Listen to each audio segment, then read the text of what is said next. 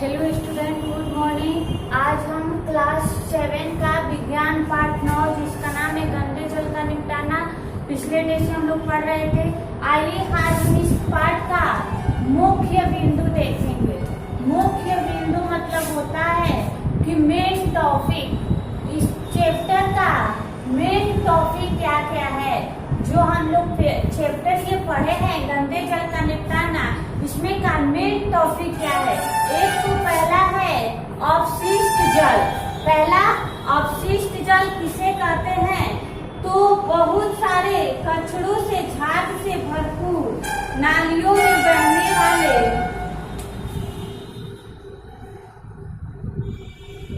देखिए झाग से भरपूर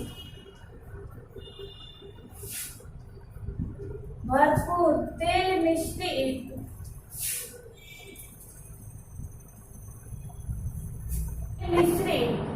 काले भूरे रंग का जल, काले भूरे रंग का जल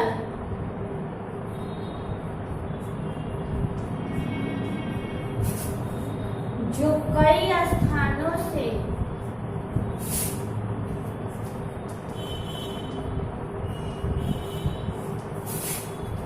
नालियों में जाता है,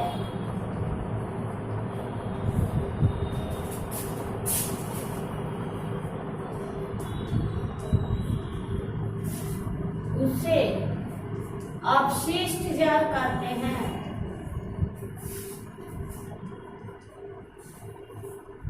उसे ही क्या कहा जाता है, अपशिष्ट जल कहा जाता है। ठीक है, तो पहला हो गया कि अपशिष्ट जल किसे कहते हैं, ये इस चैप्टर का क्या है, मेन टॉपिक है। उसके बाद दूसरा देखिए हम लिखेंगे कि जल दिवस कब मनाया जाता है, तो प्रतिवर्ष 22 मार्च को, प्रतिवर्ष 22 मार्च को विश्व जल दिवस मनाया जाता है।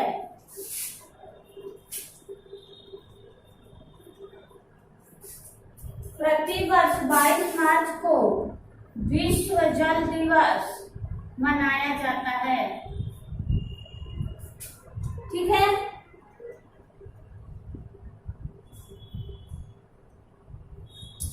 उसके बाद देखिए इसके बाद इसमें मेन टॉपिक है बीमारी के बारे में जो हम लोग पढ़े थे। उससे पहले कार्बनिक अकार्बनिक के बारे में हमें समझना होगा कि कार्बनिक में कौन सा पदार्थ होता है और अकार्बनिक में कौन सा पदार्थ होता है। तो मुख्य बिंदु का पहला है झाग से भरपूर तेल मिश्रित काले भूरे रंग का जल जो कई स्थानों से नालियों में जाता है, उसे अपशिष्ट जल कहा जाता है। यानी अस्पतालों, कारखानों, घरों, विद्यालयों से जो जल, गंदे जल जो निकलता है और वो नाली में प्रवाहित होता है, उसी जल को क्या कहा जाता है, अपशिष्ट जल यानी गंदा जल कहा जाता है। और प्रतिवर्ष 22 मार्च को विश्व जल दिवस मनाया जाता है। ठीक है, तो आइए इसको मिटाते हैं और अगला टॉपिक लिखते हैं।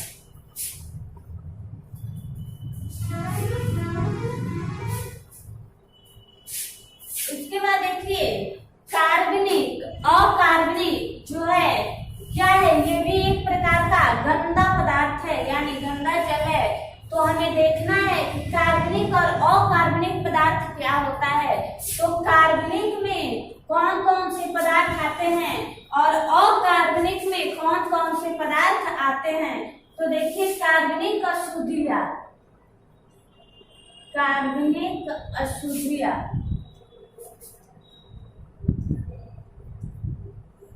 कार्बनिक अशुद्धियां।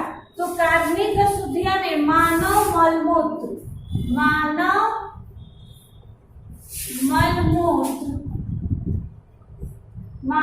मलमूत्र अपशिष्ट पदार्थ, मानव मलमूत्र अपशिष्ट पदार्थ, मानव मलमूत्र अपशिष्ट पदार्थ, तेल, फल और सब्जी का कचरा, तेल, फल और सब्जी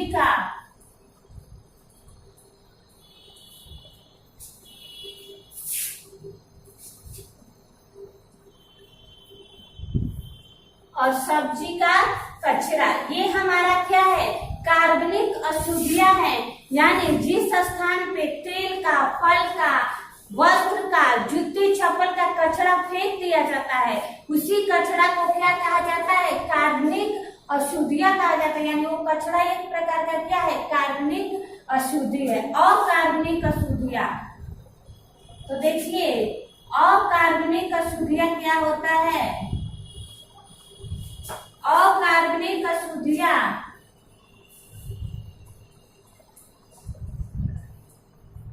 तो देखिए अकार्बनिक अशुद्धियां में नाइट्रेट, फास्फेट धातु, नाइट्रेट, फास्फेट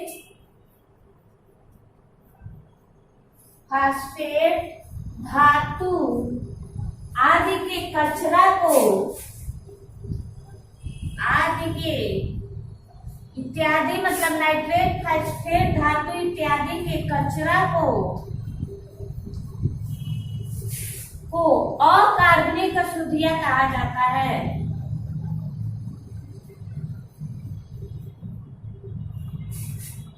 अकार्बनिक अशुद्धियां कहा जाता है।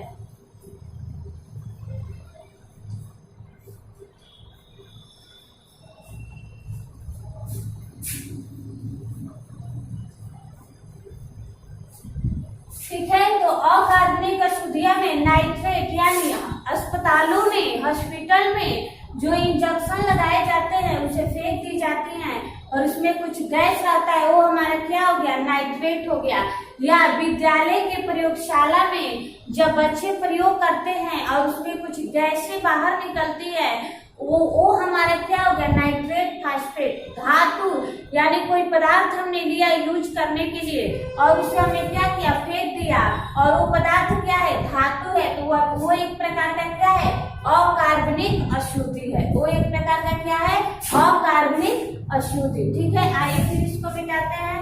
5 नंबर में हम रोग के बारे में देखते हैं कि कौन सा रोग किस कारण होता है। ये मैं आप लोगों को पहले भी पढ़ा चुकी हूँ, लेकिन मुख्य बिंदु पे ये मेन टॉपिक है, इसीलिए मैं आप लोगों को दोबारा रिपीट करा रही हूँ। कल से यानी मंडे से हम लोग क्वेश्चन आंसर देखेंगे, उसके पहले एक बार आप लोग याद कर लें। ठीक है, 5 नंबर देखिए। उसके बाद जो है बीमारी, बीमारी के बारे में होता है अन्य सूक्ष्म जीव।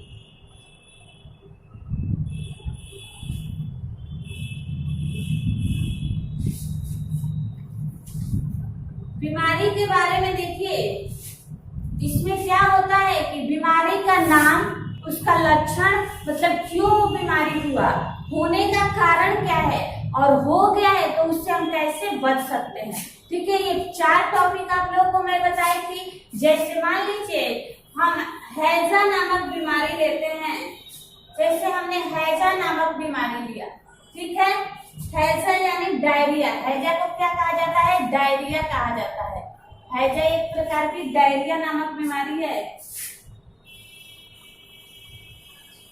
इसका लक्षण है कि अत्यधिक दस्त होना, अत्यधिक एवं लगातार,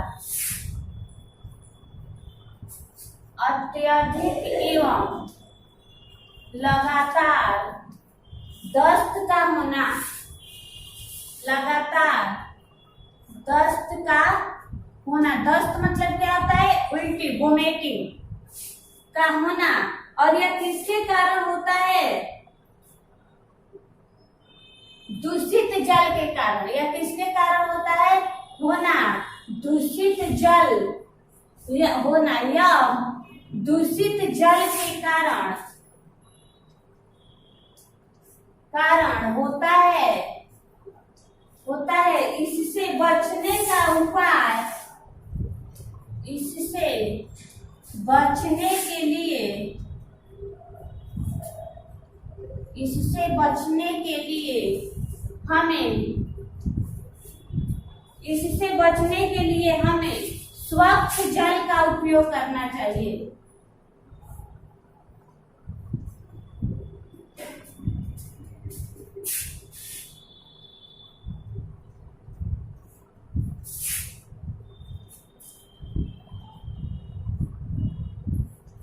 इससे बचने के लिए तो इसी प्रकार जो है और सारी भी बीमारियां हैं जिसके कारण, लक्षण एवं रोकथाम है, जिनके बारे में मैं आप लोगों को बताई हूँ। जैसे हैजा हो गया, हैजा को क्या कहा जाता है? डायरिया। यह बीमारी क्यों होता है? तो अत्यधिक एवं इस बीमारी में क्या लक्षण है इसका? तो लक्षण है कि अत्यधिक यानी ज्यादा से ज्यादा और लगातार दस्त का होना यानी उल्टी होता है। और यह बीमारी क्यों होता है? तो दूषित जल के कारण होता है, यानी गंदे जल हमें पीने से होता है। और इससे बचने का उपाय है कि हमें स्वच्छ जल का उपयोग करना चाहिए। ये हो गया बीमारी के बारे में। अब देखिए 6 नंबर है सिंधु घाटी सभ्यता। सिंधु घाटी सभ्यता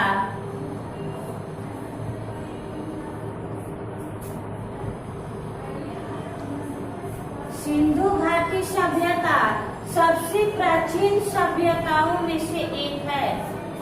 सबसे प्राचीन सभ्यताओं में से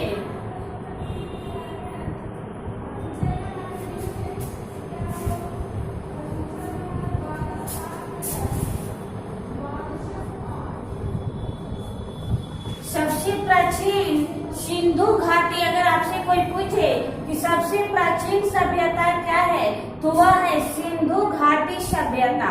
यहाँ पे जो है पहले यानी 4500 वर्ष पूर्व जो है ईंट का 4500 वर्ष पूर्व जो है ईंट का शौचालय बनाया गया था।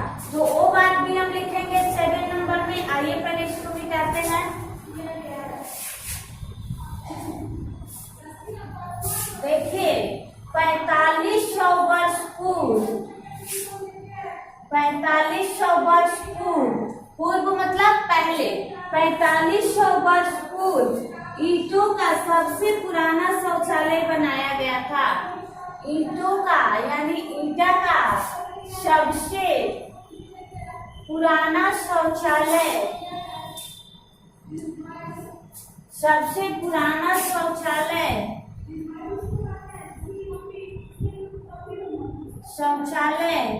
बनाया गया था।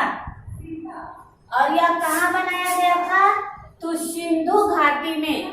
कहाँ बनाया गया था? सिंधु घाटी में। कब बनाया गया था? 4500 वर्ष पूर्व बनाया गया था ईंट का शौचालय।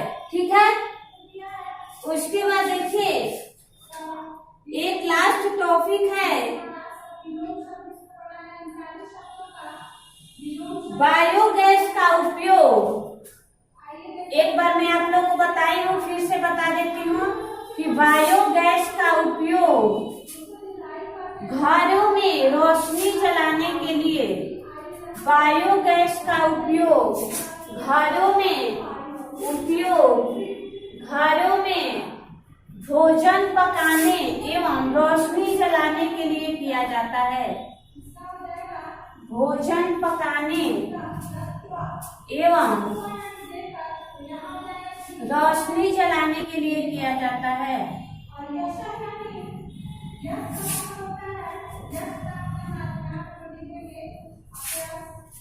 एवं रोशनी जलाने के लिए किया जाता है। ठीक है। तो ये खत्म हो गया। ये आपका मुख्य बिंदु। कल जो है यानी मंडे को हम इस पाठ का अभ्यास करेंगे।